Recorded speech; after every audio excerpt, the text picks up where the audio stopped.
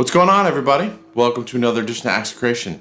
In this week's lesson, we're going to check out 3 tips to find or explore some chord voicings on 7-string guitar. Okay? So I'm in standard tuning, except my 7th string is in drop A. Alright? So that means I have standard on my 6 strings, and then my low string gives me nice, chuggy 1-string power chords.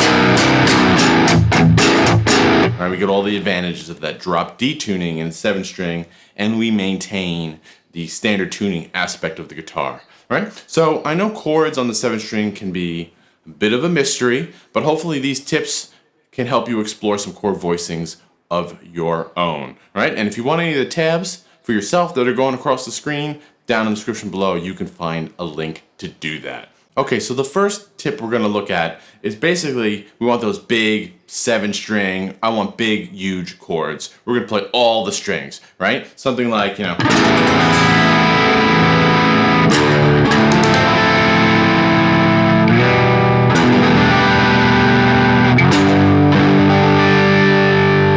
big chords.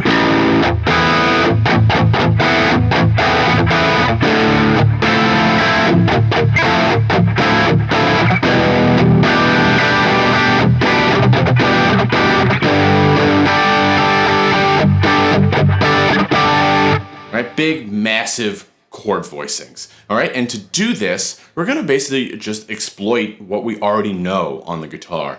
All right, we're going to take some of those 5th string root chords that we know and just basically kind of double up or reach for chords on the bottom. Let me show you what I mean.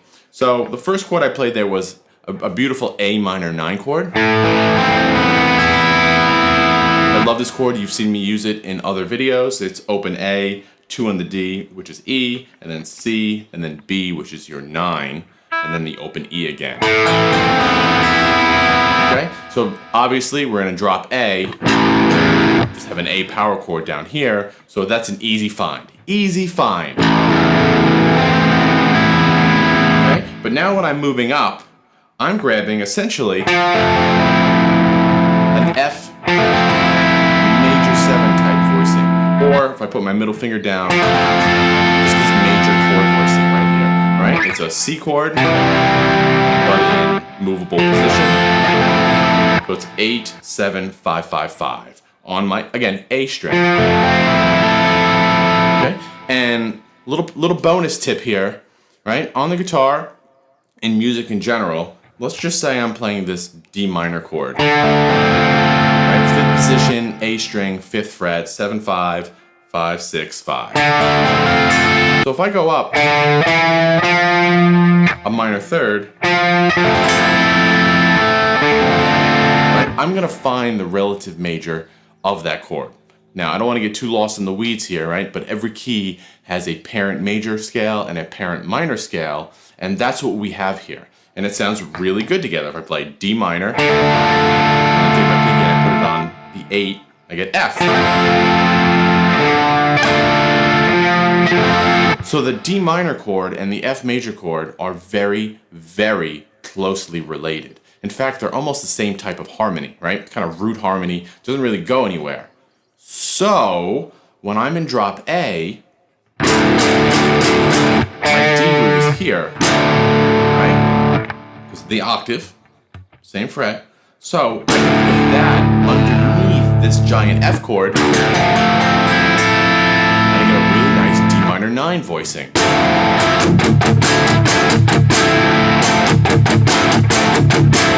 Right? Same thing. I'm going to move up the 7, D to E, but I'm going to have my pinky on this 10th fret right here, and that is essentially a G chord over the E, which gives me a big G minor, E minor 9 chord, or E minor 7 chord, depending on what I'm doing. But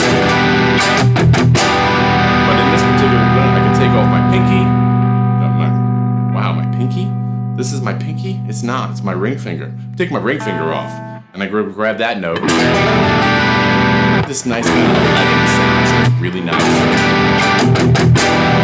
And then I'm taking this sus chord, 10, 12, 12, 10, 10. I'm just doubling the octave. A really thick, massive chord progression.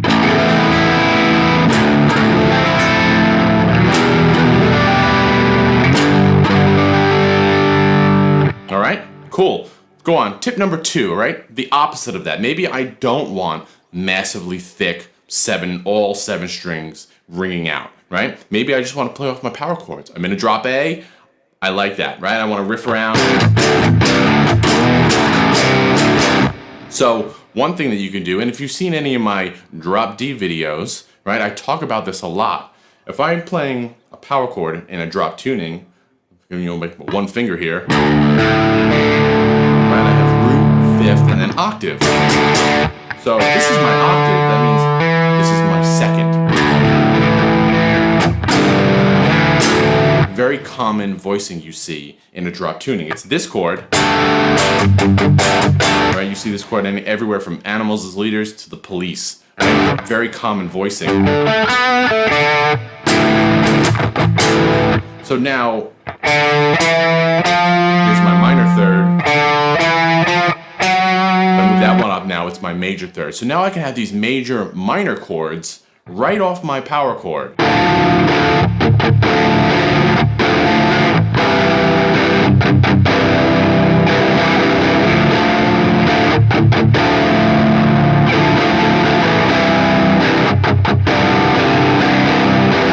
You can play with that for days to come up with some kind of a melodic movement on that higher octave, but you're still kind of getting out of the power chords and into major and minor chords, right?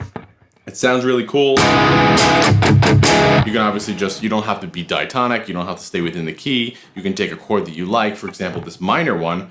Let's do 4, 4, 7, 6. All right, and where is that coming from, which is power chord, my minor 3rd. When I say 6, it's really just the power chord off the octave. So I'm just putting the 5th in there.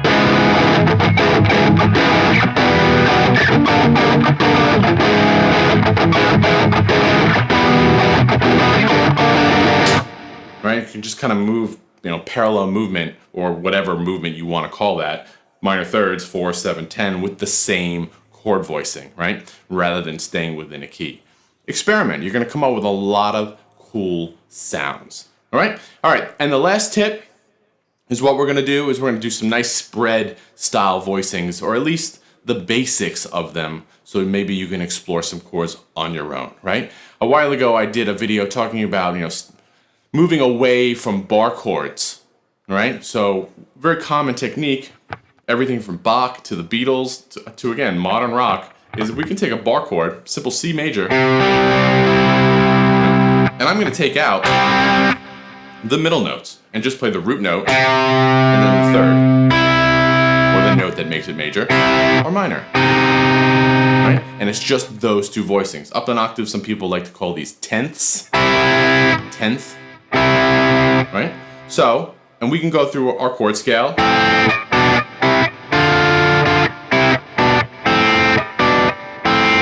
Right? Very, very simple, right? It's a little bit spread out. Hybrid picking might help that to kind of voice those at the same time. You're not really going to strum through all these at the same time, right? We can just take advantage of that and drop that down. Right? We can explore our chord scale to kind of see where we are. And again, nice wide spread chord voice.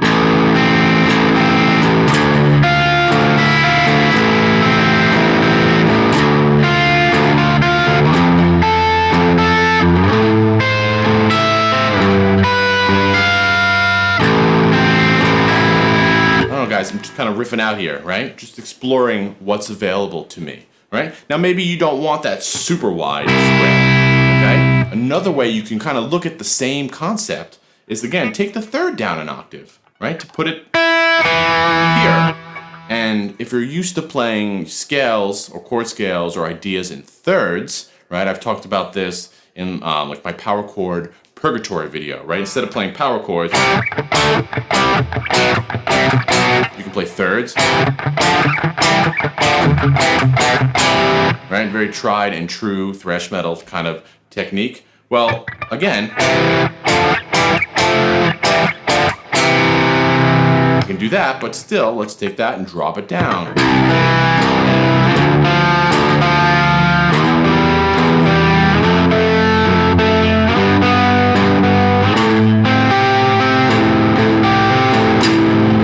And again, now I have my thirds really low. And again, my fingers are kind of open to start exploring other chord voicings, right? So there you go. 3 tips, 3 different ways that you can explore chords on a 7-string guitar. I hope you guys dig that.